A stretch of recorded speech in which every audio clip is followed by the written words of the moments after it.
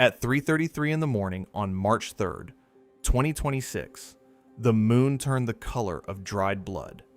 That alone should have been the story. A total lunar eclipse, the only one of the year, the last one any human being would see until New Year's Eve 2028. 58 minutes and 19 seconds of totality. Over 3 billion people on the night side of the planet had a front row seat, and the news covered it exactly the way you'd expect. Here's when to see it in your time zone. Here's a time lapse. Wasn't that pretty? Good night. But the news didn't mention what else was happening in that same 48-hour window. And once you see all of it laid out together, you will understand why I couldn't sleep last night. And it wasn't because I was watching the moon. Let me stack it for you. At the exact moment the moon went red, the United States and Israel were 5 days into the largest coordinated military operation against Iran since the 1979 Islamic Revolution. They called it Operation Epic Fury on the American side, Operation Roaring Lion on the Israeli side. The opening strikes killed the supreme leader of Iran, Ayatollah Ali Khamenei. His wife was confirmed dead on March 2nd. The chief of staff, the defense minister, the commander of the Islamic Revolutionary Guard Corps, the head of Iran's weapons development program, the entire top of the regime decapitated in a matter of hours. Strikes hit 24 of Iran's 31 provinces. Iran fired roughly 170 ballistic missiles back at Israel, at Gulf states, at American bases. Hezbollah launched from Lebanon. Israel called up 70,000 reservists. Over 200 people were dead across Iran, and the number was climbing. Now here's where it gets strange. Purim began at sundown on March 2nd. If you don't know what Purim is, you need to, because it's the key that unlocks this entire story. Purim is the ancient Jewish holiday that celebrates survival against a genocidal plot that came from Persia. Not a country that sounds like Persia. Not a region near Persia. Persia. The same civilization. The same land. The same story. Separated by roughly 2,500 years. And here was the modern successor state of that empire, having its leader killed and its military shattered in the same week that every synagogue in the world reads aloud the story of the last time Persia tried to destroy the Jewish people. That would be enough for most videos. But we're just getting started. NASA's Center for Near-Earth Object Studies tracked multiple asteroid close approaches in the 48 hours around the eclipse. A bus-sized rock passed within 1 lunar distance of Earth on March 1st. That means it flew by us at roughly the same distance as the moon. 2 more tracked objects passed the same day, and a 4th on March 2nd. Meanwhile, the 3rd confirmed interstellar object ever detected in our solar system, a comet called 3I Atlas that came from outside our neighborhood entirely, was just 2 weeks away from its closest approach to Jupiter, still shedding alien dust along its path through space we've never encountered before. And underneath all of this, the sun. Solar cycle 25 peaked in October 2024 at a smoothed sunspot number of 161. The official prediction from NOAA and NASA made in 2019 by a panel of nearly 50 scientists was 115. The sun overperformed by roughly 40%. And there is a full century of research, validated independently at the highest levels of statistical significance, showing that solar maxima correlate with the most violent, unstable periods in human civilization. Wars, revolutions, mass upheaval. We covered this in our last video. The correlation holds. 5 separate systems: celestial, geopolitical, calendrical, asteroidal, solar, all converging in one narrow window, and nobody in mainstream media connected a single thread. This video does. Not to tell you what to believe, not to claim prophecy is real or isn't, but to lay the convergence out with precision, to follow each thread to its source, and to ask one simple question that nobody in a position of institutional authority seems willing to ask. Is this noise, or is it signal? Because before we can answer that, you need to understand what happened on Purim Eve, and why the timing of the Iran strikes is the part of this story that should genuinely unsettle you. Let me tell you a story that's 2,500 years old, because it's the same story that played out last week. In ancient Persia, roughly the 4th century before the Common Era, a royal official named Haman rose to become the most powerful advisor to King Ahasuerus. Haman despised a Jewish man named Mordecai, who refused to bow to him. And rather than settle a personal grudge personally, Haman did what men in power have done throughout history. He scaled it up. He convinced the king to issue a decree authorizing the extermination of every Jewish person in the empire. Men, women, children. One day, empire-wide. He even cast lots, dice called Purim, to choose the date, the 13th of Adar. It was supposed to be a massacre, but there was a problem Haman didn't know about. The queen, Esther, was Jewish. She had never told the king. Mordecai was her cousin, and he had raised her. When Mordecai learned of the decree, he sent word to Esther, "You are the only one who can stop this." And Esther, knowing it could cost her life to approach the king unsummoned, went anyway.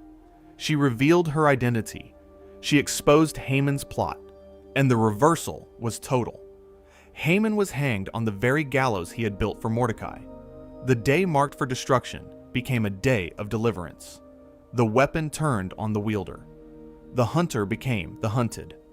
That reversal, that structural inversion, is the DNA of Purim. It's not just a holiday about survival. It's a holiday about the moment when the thing designed to destroy you becomes the thing that destroys your enemy instead. Now hold that pattern in your mind and overlay the modern map. On February 13th, 2026, President Trump stated publicly that regime change in Iran would be, in his words, the best thing that could happen. The next day, February 14th, U.S. officials told Reuters that the military was preparing for a broad campaign involving weeks of sustained operations against Iran's state and security infrastructure. On February 25th, Iranian Foreign Minister Araghchi announced what he called a historic agreement. Then, everything collapsed. At 2:30 in the morning Eastern Time on February 28th, Trump released an 8-minute video address announcing that the United States military had begun major combat operations in Iran. Simultaneously, Israel launched its own campaign. The opening strikes targeted a meeting of senior Iranian security leaders in Tehran. Satellite imagery showed extensive destruction at Khamenei's compound. The supreme leader was dead, and he wasn't alone. Confirmed killed in those first hours and days, Khamenei himself, his military bureau chief, Mohammad Shirazi, Chief of Staff Abdul Rahim Mousavi, Defense Minister Aziz Nasirzadeh, the commander of the Islamic Revolutionary Guard Corps, Mohammad Pakpour, the head of Iran's weapons development organization, Hossein Jabal Amelian, senior advisor Ali Shamkhani. Around 2,000 strikes were conducted by March 1st, hitting 24 of 31 provinces. CBS News reported that 40 Iranian officials had been killed. Iran fired back roughly 170 ballistic missiles toward Israel and targets across the Gulf. 3 American troops were killed. Hezbollah opened fire from Lebanon. On March 2nd, Khamenei's wife was confirmed dead from injuries sustained in the strike. And then, at sundown on March 2nd, Purim began. In every synagogue on earth, the Book of Esther was read aloud. The story of a Persian regime that plotted the annihilation of the Jewish people. The story of how that plot was reversed. The story of how the leader fell on his own sword. And in the small hours of March 3rd, while that story was still being read and celebrated, the moon turned red. The Iranian regime, the modern successor state of the Persian Empire, had funded Hamas, Hezbollah, and the Houthis. It had called for Israel's destruction for 45 years, and it had its supreme leader killed and its military command shattered in the same week that the Jewish world reads the story of the last time Persia tried to finish them. Here is what makes this even more unusual. This was the second consecutive year a total lunar eclipse fell exactly on Purim. In 2025, the blood moon on March 14th landed on Purim. In 2024, a penumbral lunar eclipse fell on Shushan Purim on March 25th, 3 consecutive years of eclipses aligning with this specific holiday. And the last time researchers can find a comparable clustering?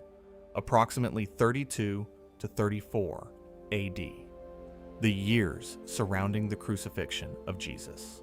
The next comparable series falls in 2032 and 2033, exactly 2,000 years later.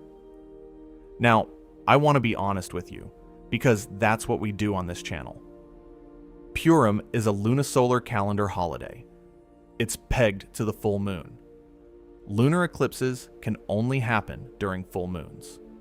So some periodic overlap is literally baked into the math of the calendar. This is not a secret, and it's not a conspiracy.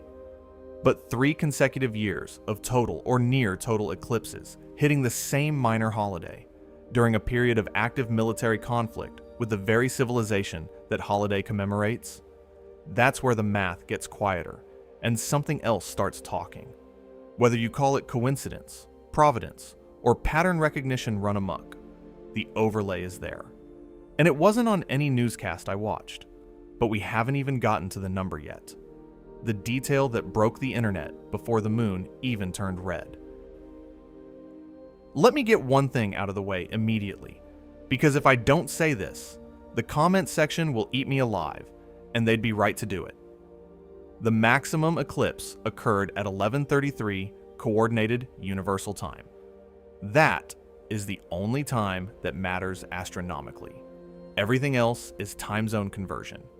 In Pacific time, that translates to 3:33 a.m. In Mountain Time, 4:33.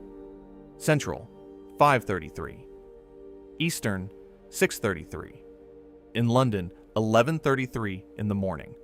In Jerusalem, 1:33 in the afternoon. The universe does not operate on Pacific Standard Time. The 3:33 on 3:3 alignment is an artifact of where the Pacific time zone happens to fall on the map. It is not an intrinsic property of the eclipse. I want to be clear about that. Now, here's why it still matters. Millions of people experience this eclipse through the lens of that number. In numerology and New Age spiritual frameworks, 333 is what's called an angel number. It's associated with divine communication, spiritual awakening, alignment, the presence of ascended masters. You can agree with that framework, or you can think it's nonsense. That's your business. But the cultural impact of the number is not debatable.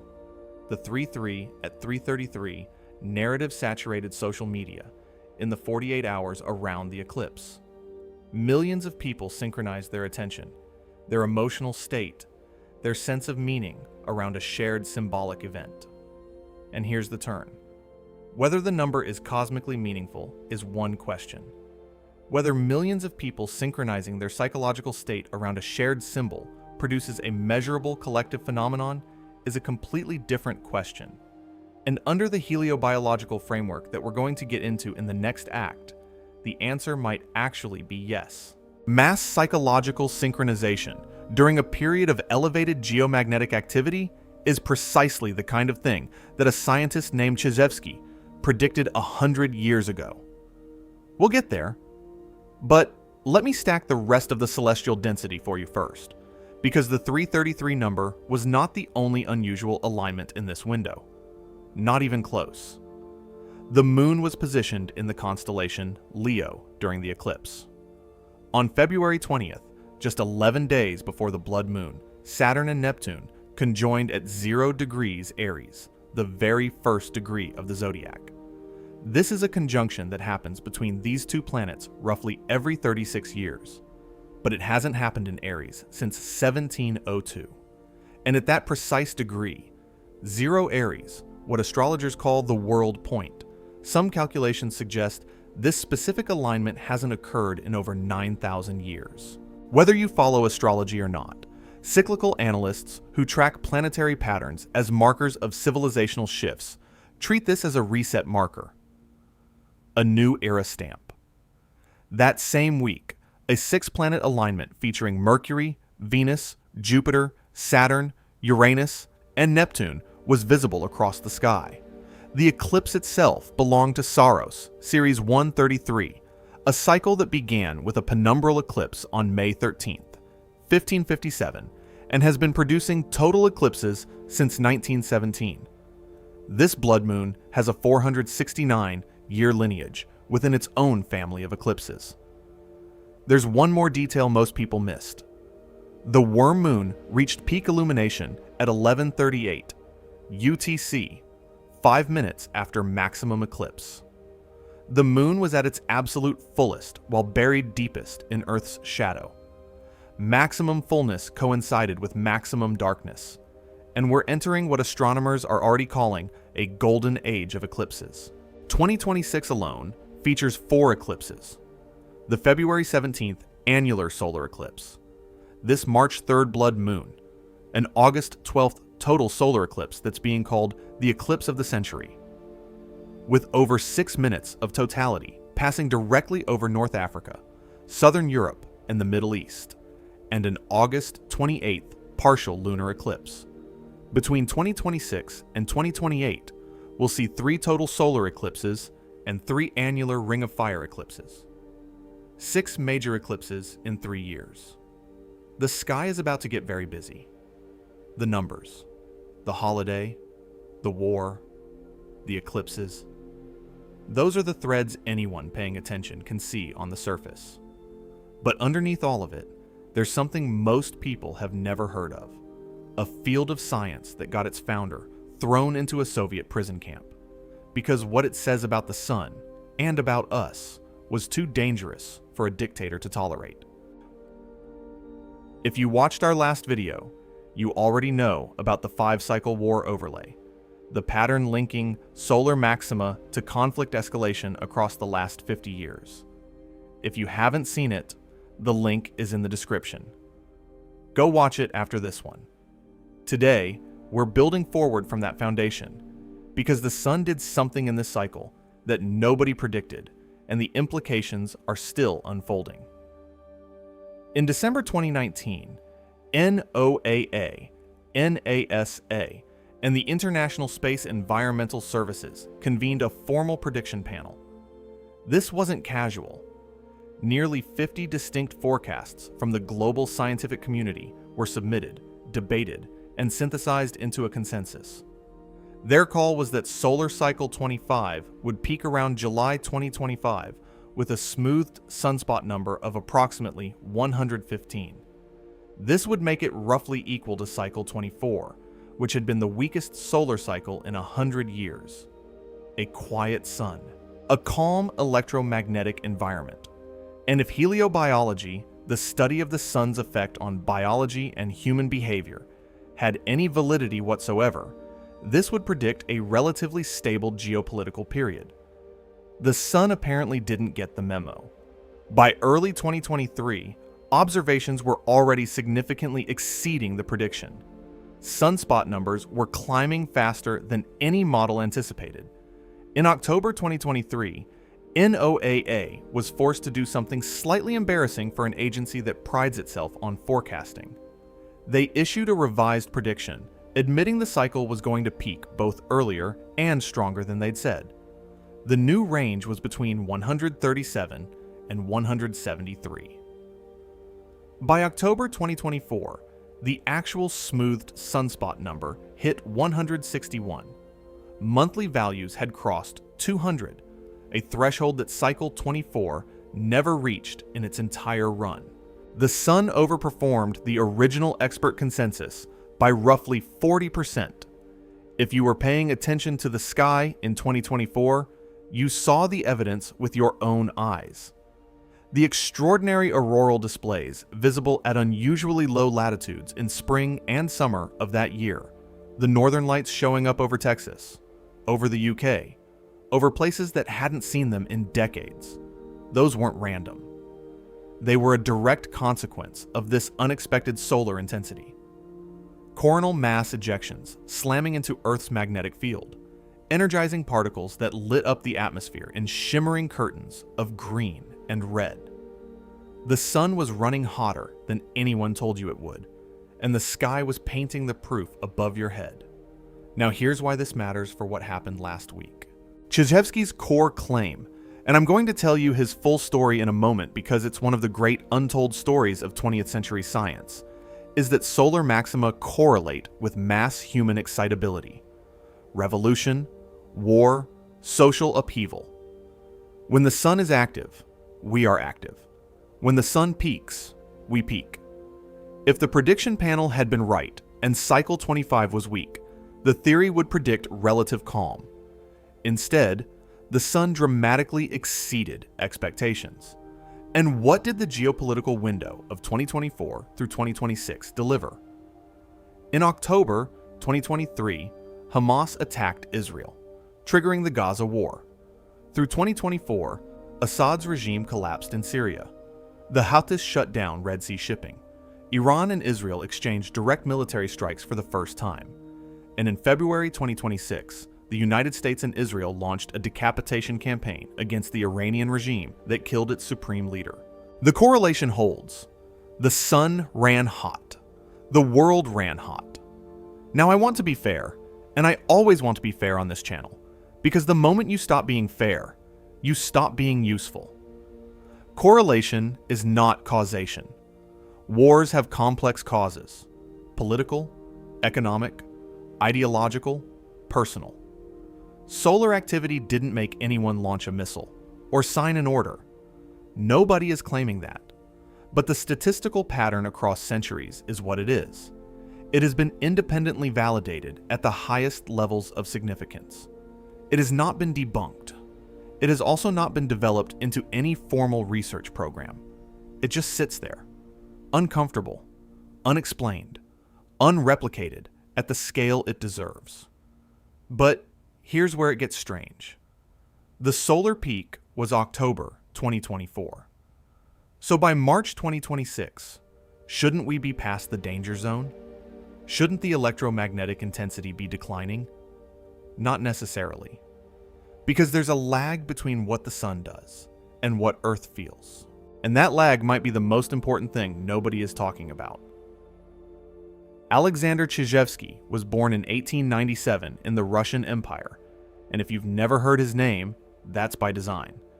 Not because anyone is actively suppressing it, but because what he discovered made the wrong people uncomfortable, and the consequences of that discomfort erased him from the history most of us are taught. As a teenager in 1915, he spent his summer staring at the sun through telescopes and scribbling notes about whether periodic changes in solar activity might affect living things.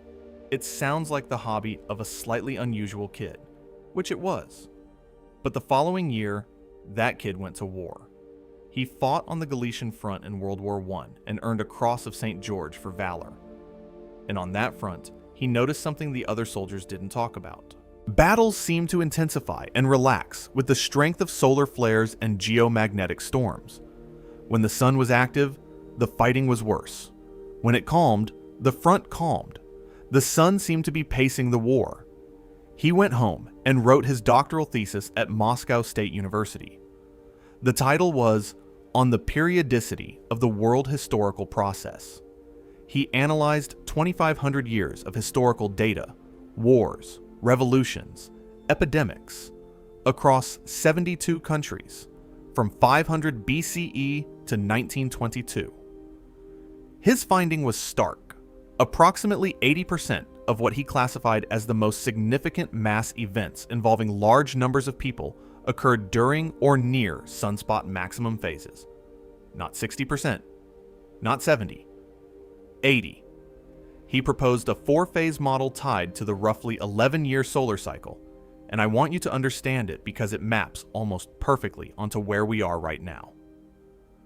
Phase 1 lasts about 3 years and corresponds to solar minimum. This is the quiet period. Passivity. Autocratic regimes feel stable. Only about 5% of major mass events occur here. Phase 2 lasts about 2 years as solar activity rises. Masses begin to organize. New leaders emerge.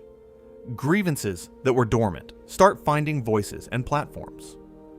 Phase 3 is the maximum, lasting about 3 years. This is where everything breaks.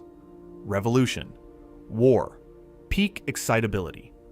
Roughly 60% of all major mass events cluster in this window. Phase 4 is the decline, another 3 years.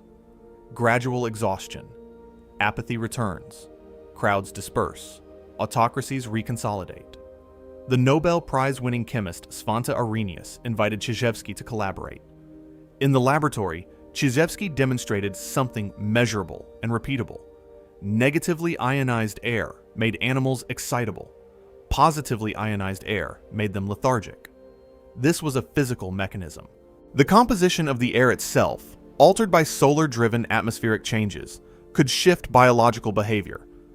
Stalin heard about this, and Stalin did not appreciate being told that the Russian revolutions of 1905 and 1917 were products of solar dynamics rather than Marxist class struggle.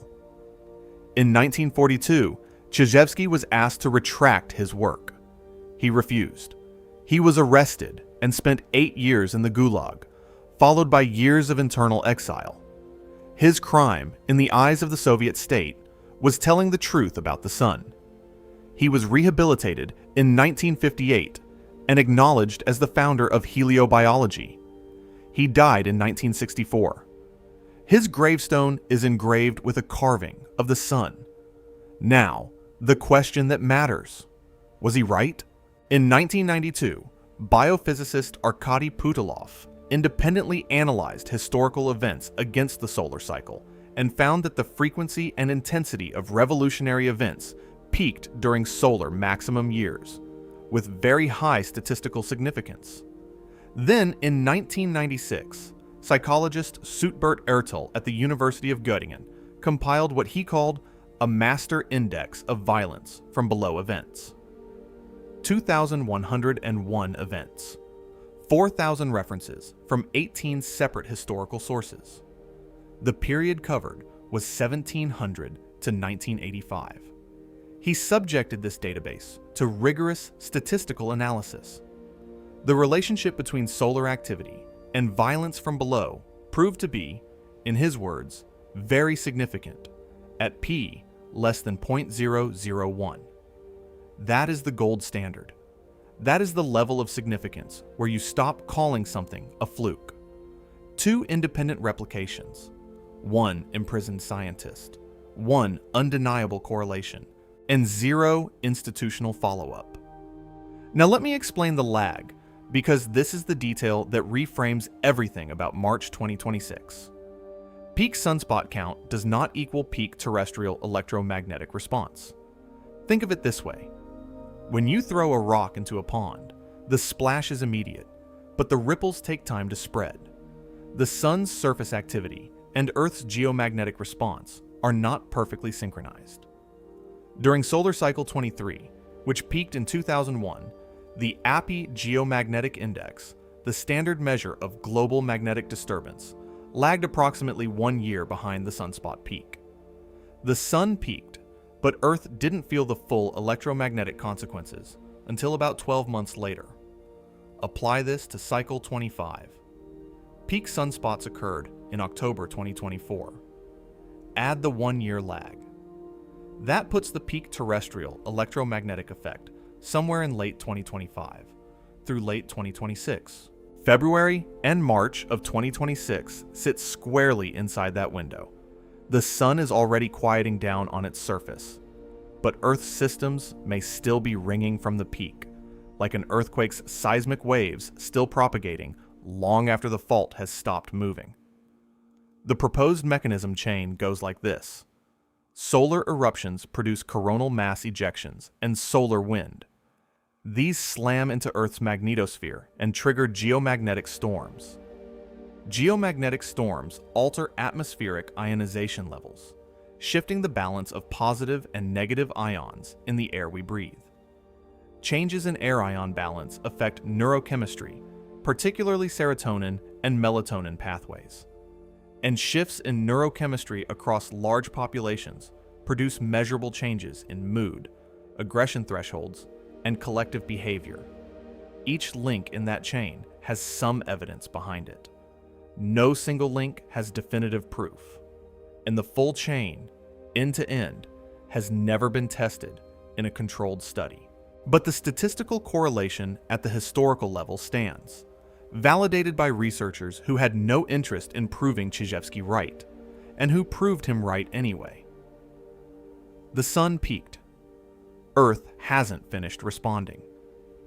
And there's one more piece of evidence that supports this idea, something most people have heard of, but almost nobody actually understands correctly. You've probably seen the posts. Schumann resonance is off the charts. The Earth's frequency is rising. We're shifting to a higher vibration.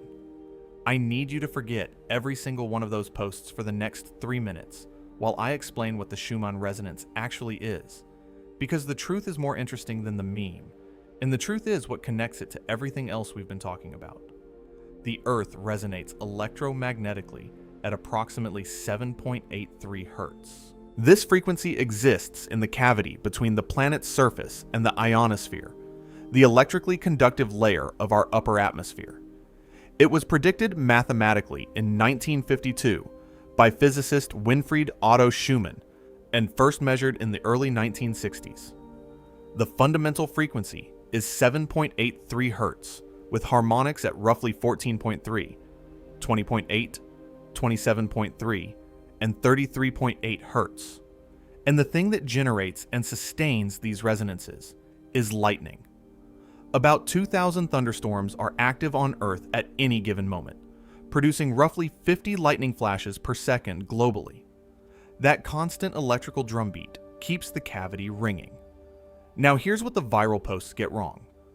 The base frequency is not rising to 40 Hertz or any other dramatic number.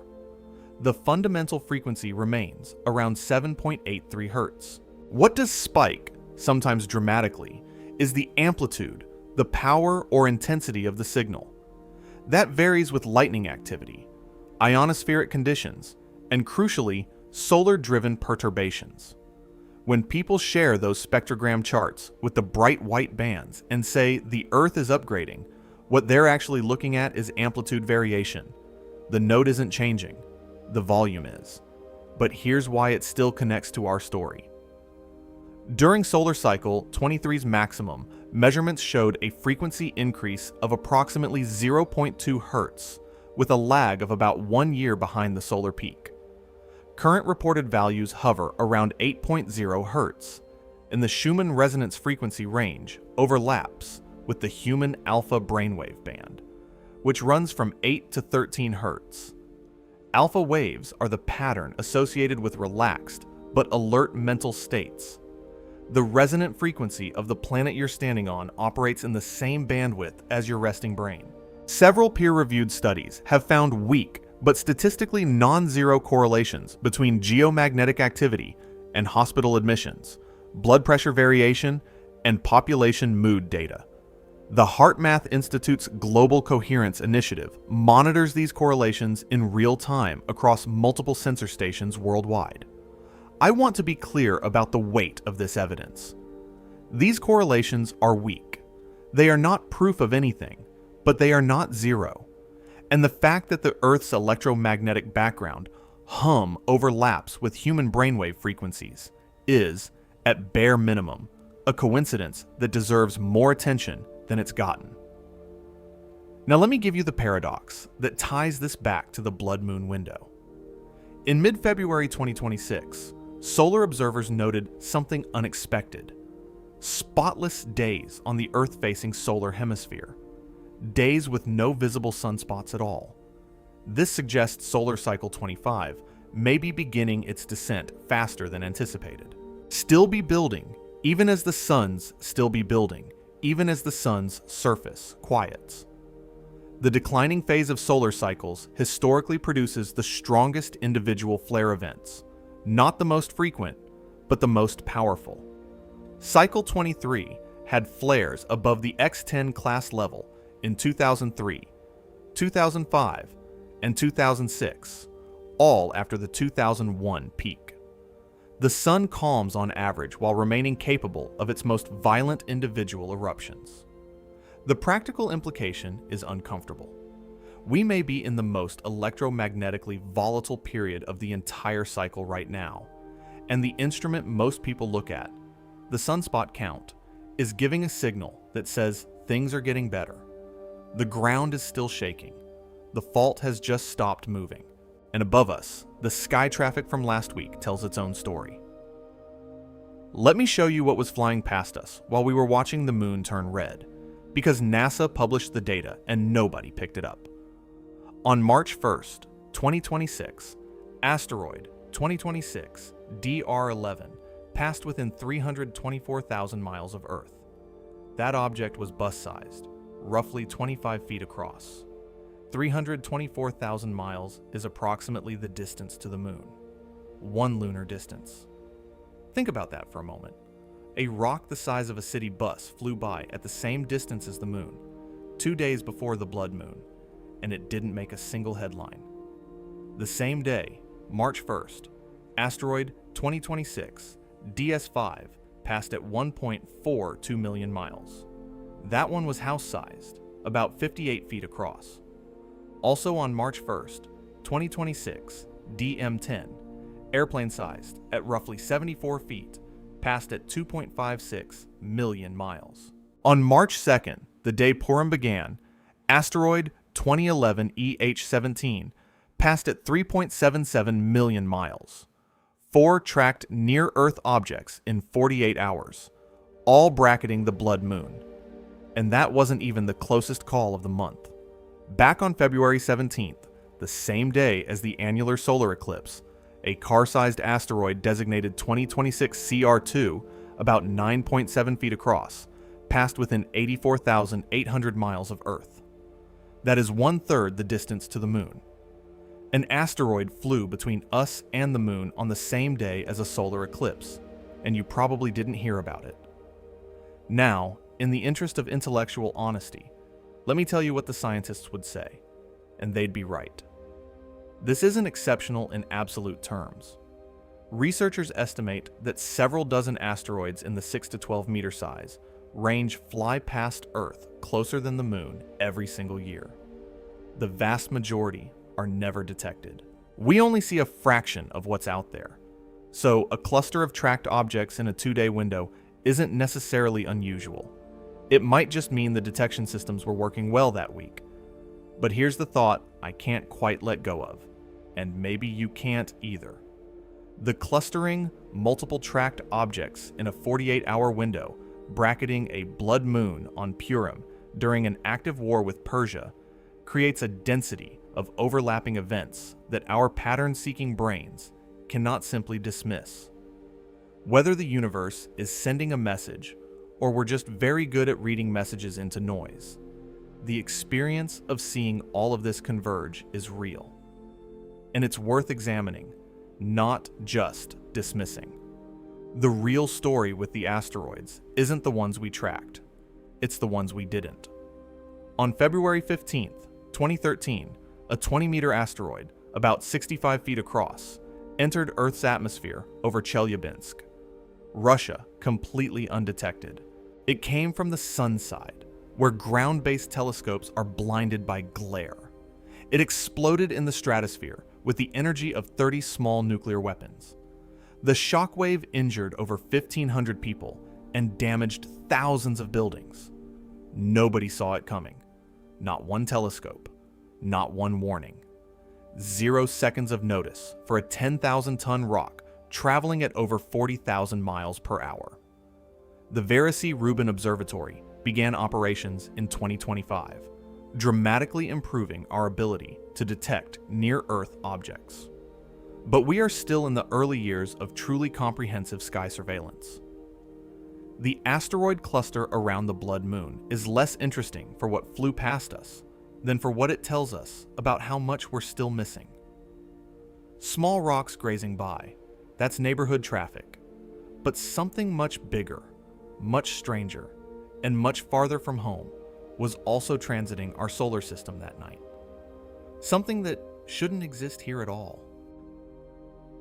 On July 1st, 2025, the Atlas Survey Telescope in Chile spotted something that didn't belong.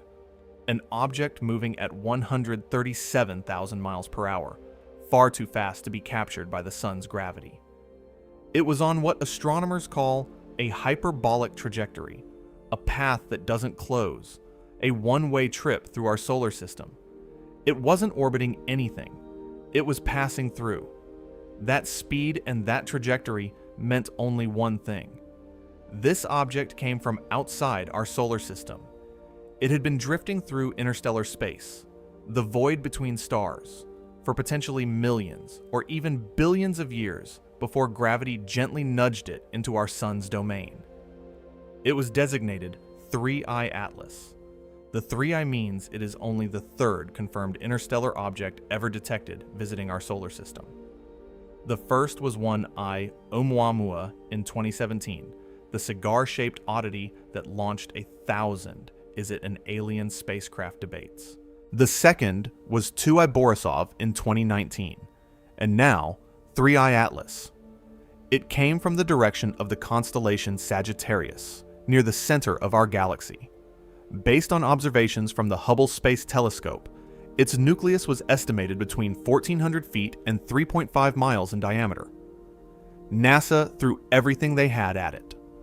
Hubble, the James Webb Space Telescope, the SphereX Observatory, TESS, the Parker Solar Probe, the Psyche spacecraft, the MAVEN orbiter at Mars, even the Perseverance rover on the surface of Mars was turned to take a picture. Every eye in the solar system focused on this one visitor. When something drops in from between the stars, you don't waste the opportunity. It reached its closest point to the sun around October 30th, 2025, at about 1.4 astronomical units, just inside the orbit of Mars. It passed Mars itself at 29 million kilometers in early October. Its closest approach to Earth came on December 19th, 2025, at roughly 168 million miles, nearly twice the Earth-Sun distance. NASA has been emphatic. It poses absolutely no threat to Earth. It was never close to us. It was just passing through. But here's what most people don't know, and this is the part that gets genuinely exciting.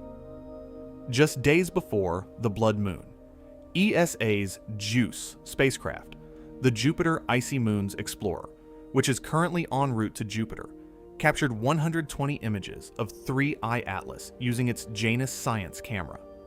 These are the most detailed images of the comet taken by any spacecraft in proximity. The coma, the cloud of gas and dust surrounding the nucleus, appeared egg-shaped, with a visible sweeping tail of ejected material. This was the first time a spacecraft had gotten a detailed look at an interstellar object, and the image was released to the public on March 2nd, the day before the blood moon. Earlier observations had revealed even more. NASA's TESS satellite captured a 28-hour time-lapse showing the comet rotating with a 7.4-hour period, with episodic brightness outbursts roughly every 15 hours, suggesting fresh volatile pockets were being exposed and venting as the nucleus tumbled through space. The SphereX Infrared Observatory detected water, organic molecules, and carbon dioxide in the comet's coma. And here's the detail that made astrophysicists lean forward. The isotopic ratios, particularly the deuterium to hydrogen ratio in the water, differed from both solar system comets and interstellar medium values. This comet's chemistry didn't match anything in our neighborhood. It was genuinely alien in composition, carrying a chemical fingerprint from whatever distant star system it originally formed around. Post-perihelion outgassing shifted from water to carbon monoxide, consistent with a body whose surface ices had been partially stripped by solar radiation during its close approach to the sun. The comet was literally being peeled by our star, and every layer revealed more information about a place we've never been.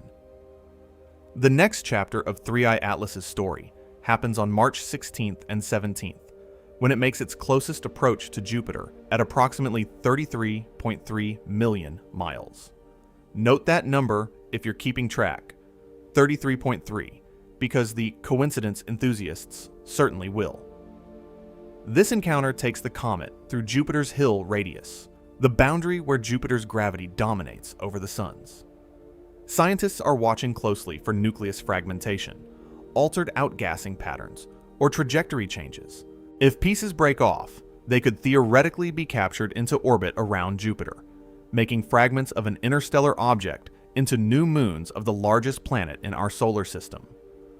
Harvard astrophysicist Avi Loeb has noted this would require a velocity kick of about 66 kilometers per second, essentially ruling out natural capture. But he keeps the window open for what he carefully terms a technological signature, a term he applies without claiming and without retracting. There's one more thread here, and it's genuinely speculative, so I want to flag it as such. 3I Atlas shed gas, dust, and charged particles throughout its inner solar system passage. That material persists along its former orbital path, dispersing slowly under the influence of solar wind and radiation pressure. Earth's own orbital motion carries us through or near the region where some of this debris was deposited. Interstellar dust grains carry different electric charge histories than solar system material. They've been exposed to cosmic ray flux and interstellar magnetic fields for potentially millions of years. Whether this difference could produce any measurable perturbation in upper atmospheric electrical conditions is a question that has never been formally studied for interstellar debris. It's a question without a study, which is a very different thing from a question with an answer of no. An alien visitor, shedding material we've never encountered, approaching the largest planet in our solar system. But 3I Atlas is just a tourist. There's another object with a much closer appointment with Earth, and this one is named after the Egyptian god of chaos. This next part isn't about March 3rd, 2026. It's about April 13th, 2029. But it belongs in this video because of what it does to the psychological architecture of everything we've been discussing. Asteroid 99942 Apophis is 1,115 feet wide, about 340 meters. It is named after Apep, also called Apophis, the serpent deity of ancient Egyptian mythology, the embodiment of chaos and destruction, the eternal enemy of light and cosmic order. Whoever named this rock had a sense of theater. On April 13th, 2029, Apophis will pass approximately 19,600 miles from Earth's surface. Let me put that distance in context for you. Geostationary satellites, the ones that provide your weather data and television signals, orbit at roughly 22,200 miles. Apophis will pass closer than those satellites. It will fly between Earth and the ring of technology we've placed around ourselves. An asteroid the size of a skyscraper, named after the god of chaos, slipping inside our satellite network. It will be visible to the naked eye, shining at magnitude 3.1, roughly as bright as a moderately bright star. An estimated 2 billion people across Europe, Africa, and Western Asia will be able to look up and see it without a telescope. This is the closest known approach of an asteroid this size in recorded history. On average, an encounter like this happens once every 800 years. This has not occurred in the lifetime of modern civilization. In 2004, initial observations gave Apophis a 2.7% chance of impacting Earth in 2029. That was the highest impact probability ever calculated for a known asteroid, and the highest Torino scale rating, level 4, ever assigned. For a brief, genuinely alarming period, planetary scientists were not sure this rock was going to miss. Subsequent observations over the following months and years reduced the probability to 0. In March 2021, JPL confirmed, no chance of impact in the next 100 years. The immediate danger has passed entirely, but the response to that danger has not passed.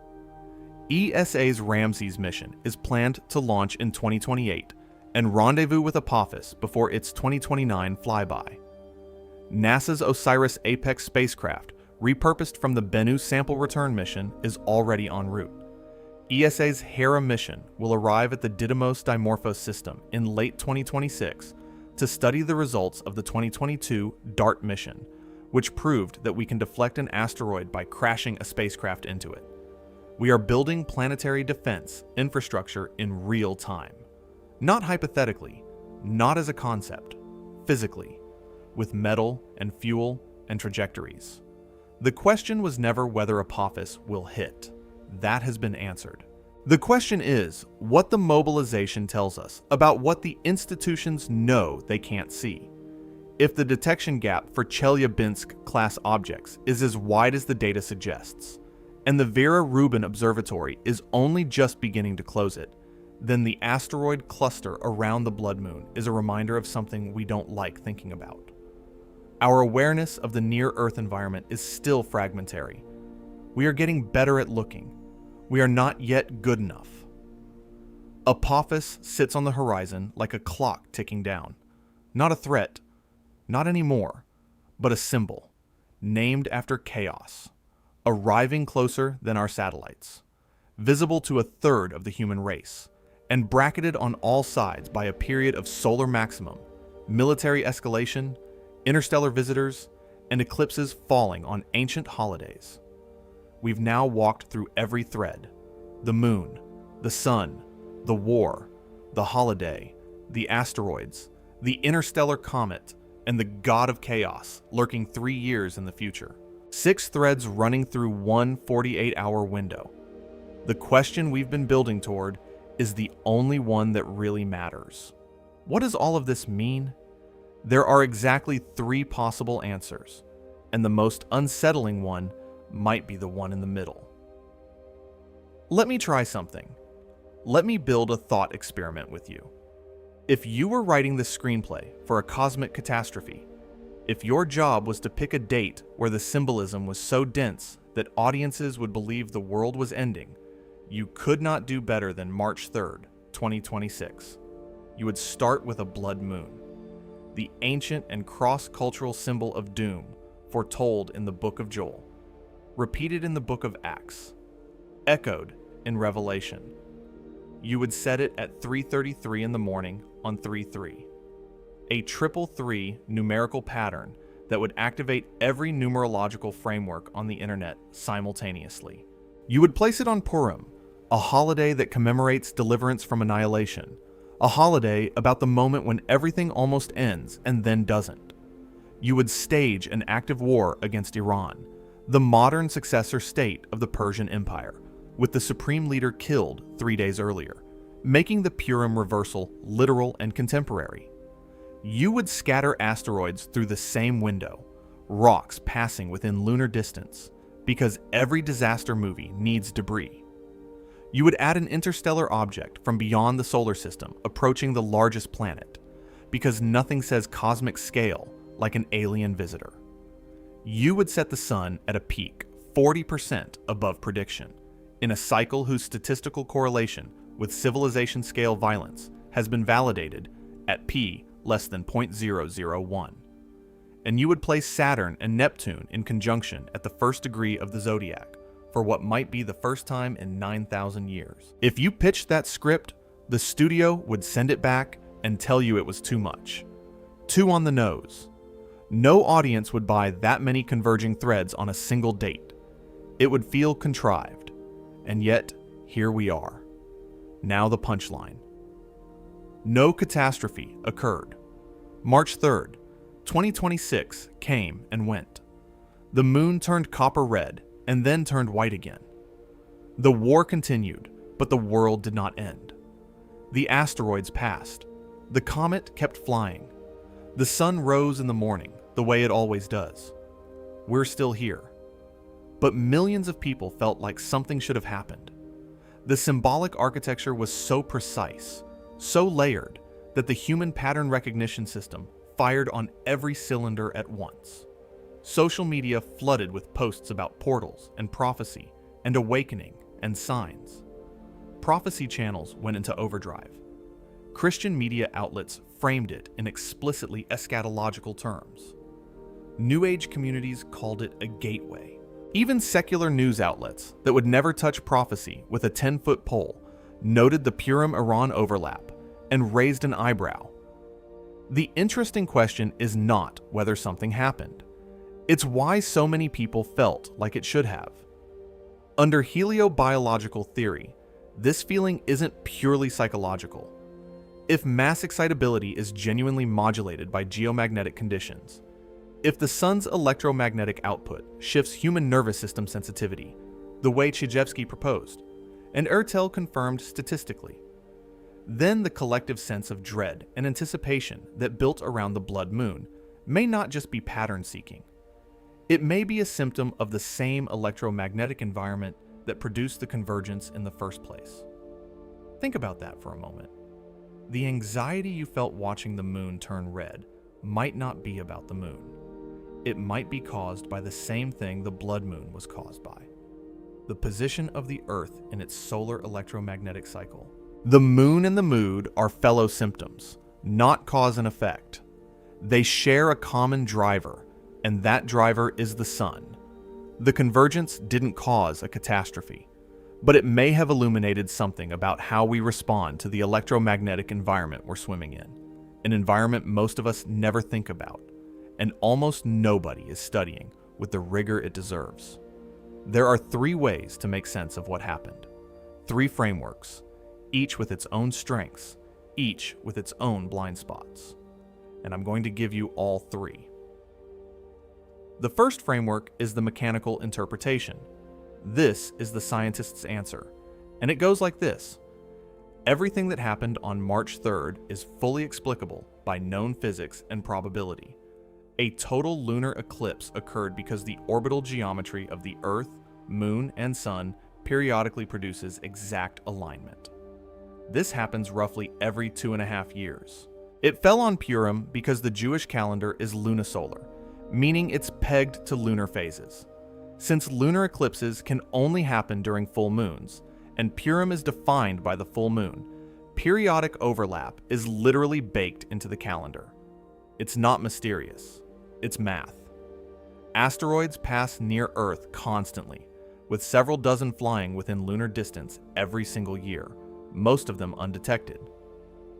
3I Atlas is a fascinating scientific opportunity, but it remained physically distant from Earth at all times and poses no threat whatsoever. The sun cycles every 11 years. Solar cycle 25 was stronger than predicted, but solar activity is inherently variable, and predictions are imperfect by nature. Wars in the Middle East have been near continuous for 75 years. The Iran escalation has political causes, not solar ones. The convergence is coincidental. Full stop. The strength of this framework is that it is rigorous. Every individual element is fully explained by known science. The weakness is that it requires you to believe the simultaneous convergence of all of these elements in the same narrow window is statistically unremarkable. And many people, including people with advanced scientific training, find that unsatisfying. The fact that it's unsatisfying doesn't make it wrong. But the fact that it's unsatisfying is, in itself, worth noticing. The second framework is the heliobiological interpretation. This is the pattern analyst's answer. In this framework, the blood moon doesn't cause anything. It's a product of orbital mechanics, nothing more. But it occurs within the same solar-driven electromagnetic environment that is simultaneously influencing terrestrial systems. The eclipse is a fellow symptom, not a cause. It happens during a solar maximum window that is also producing elevated geomagnetic activity, which is also statistically associated with conflict escalation, mass excitability, and collective behavioral shifts. The war, the social tension, the mass psychological response to the 333 portal narrative, the anxiety, the surge in prophecy discourse, in this framework, all of these are downstream effects of the same geomagnetic conditions that the solar maximum produces. The convergence isn't meaningful as prophecy, but it is meaningful as simultaneous expression of a common driver. The sun is the hidden variable connecting the threads. The strength of this framework is that it has real statistical support. The correlation has been validated at p less than 0.001 by independent researchers. It has a proposed physical mechanism running from solar eruptions through atmospheric ionization to neurochemistry, and it doesn't require the supernatural. The weakness is that the mechanism remains hypothetical. The correlation is real, but causation is unproven. No controlled experiment has tested the full chain end to end. It sits in an uncomfortable middle ground, too scientific for mystics, too speculative for mainstream scientists. The third framework is the prophetic symbolic interpretation. This is the pattern believer's answer. The sky is a clock. It has always been a clock. Genesis chapter 1 verse 14 says, "Let there be lights in the expanse of the heavens to separate the day from the night, and let them be for signs and for seasons and for days and years." The blood moon on Purim during war with Persia, under a Saturn-Neptune conjunction at the first degree of the zodiac, with an interstellar visitor approaching the largest planet, is a marker, either divine or cosmic, of where humanity sits in a cycle that recurs across millennia. Joel chapter 2 verse 31 says, "The sun shall be turned into darkness, and the moon into blood, before the great and terrible day of the Lord comes." This verse is repeated in Acts chapter 2, verse 20, and echoed in Revelation chapter 6, verse 12. The Purim eclipse clustering of 2024, 2025, and 2026 mirrors a pattern from the crucifixion era. The next blood moon tetrad arrives in 2032 and 2033, exactly 2,000 years after those ancient eclipses. The strength of this framework is that the textual references are precise. The calendrical overlaps are real and documented. The Purim-Iran parallel is genuinely extraordinary by any standard. The weakness is that prophecy is unfalsifiable. You can always find patterns after the fact if you look hard enough. The human brain is wired to find meaning in coincidence, and the universe gives us plenty of raw material to work with. I am not going to choose for you. I am going to do something harder. I am going to let you hold all three at once. That tension between explanation, correlation, and meaning is not a problem to be solved. It is the story itself. And the question that sits underneath all three frameworks is the one that nobody with the tools to answer it seems to be asking. There is no academic institution, no government agency, no funded research program anywhere on Earth that is studying convergence patterns across celestial mechanics, heliobiology, geopolitical conflict, and calendrical overlap. Not one. Chijevsky's work was validated at p less than 0.001 by independent researchers across two separate studies. It has never been developed into a formal research program. It sits in academic journals that almost nobody reads, gathering digital dust. The Schumann resonance correlations with health data exist in peer-reviewed literature. They are ignored in clinical practice and dismissed in public discourse as New Age noise, partly because the New Age community has so thoroughly muddied the waters that legitimate scientists don't want to go near it. The asteroid detection gap is openly acknowledged by NASA and remains underfunded by Congress, though the Vera Rubin Observatory is beginning to close it. The question of whether interstellar debris from an object like 3I Atlas could produce measurable perturbation in upper atmospheric electrical conditions has never been studied. Not studied and dismissed. Not studied and found to be nothing. Never studied. There's no paper. There's no data. There's no researcher with grant funding pointed at the question. The problem is structural, and I don't think it's malicious. Astronomers don't study geopolitics. Heliobiologists don't study religious calendars. Conflict analysts don't study solar cycles. Atmospheric physicists don't study historical patterns. Theologians don't study asteroid traffic. Each field guards its own silo with the reasonable argument that interdisciplinary work is messy and hard to fund and easy to get wrong. And they're right about all of that. It is messy, it is hard to fund, it is easy to get wrong, but the convergence falls in the gaps between every discipline. It lives in the space where nobody is looking, not because someone is hiding something, but because the academic structure simply doesn't have a box for everything at once, and the pattern repeats regardless of whether anyone studies it. The next total solar eclipse crosses North Africa, Southern Europe, and the Middle East on August 12th, 2026. It will bring over 6 minutes of totality, the longest of the 21st century, and its shadow will pass directly over the geographic corridor where the war with Iran is unfolding. Day will turn to night over the exact region.